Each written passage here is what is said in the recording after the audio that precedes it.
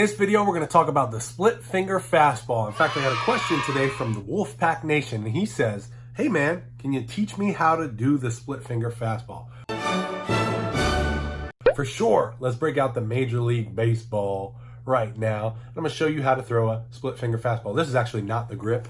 It's going to be a lot deeper of a grip than this, right? What you want to do is you want to set your fingers on your pointer finger right on the top of this lace right here.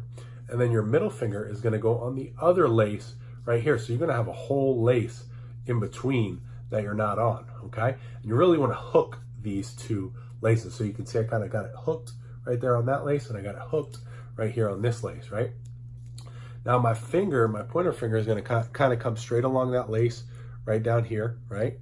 And I'm pretty split on the ball, meaning I'm about halfway down the ball, right? So you can see, like, if I cut the ball right here, it's about half and half, all right?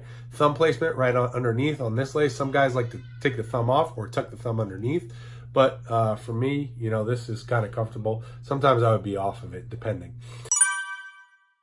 I actually threw a fork ball. The difference between a split finger and a fork ball is, on a fork ball, you're just going to be same grip, just off of the laces.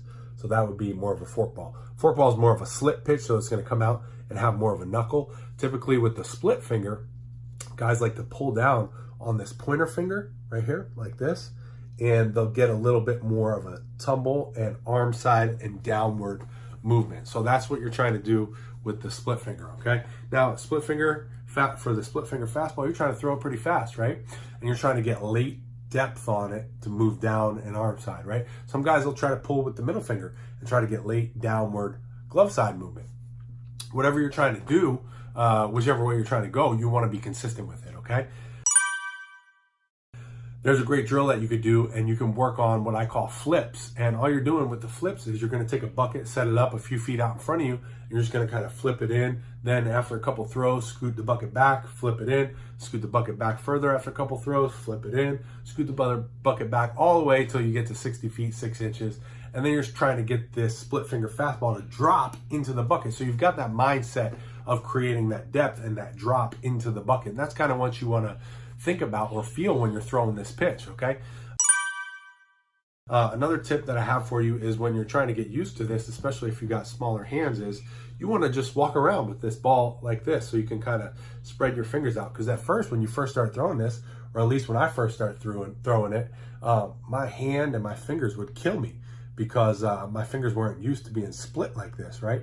So you have to get used to throwing this ball if you really want to have success with the split finger fastball. Again, the main thing is just to come straight through this ball, boom, and pull down. Again, most guys usually pull down with that pointer finger and get a little arm side and downward action. The great thing about the split finger fastball is it looks like a fastball, but then it's got that late movement. So, and that's what you want, right? You want it to disappear on batters. You want to get off of the plane that they're swinging on, because once they start on a plane, it's hard for them to adjust off of that plane, right?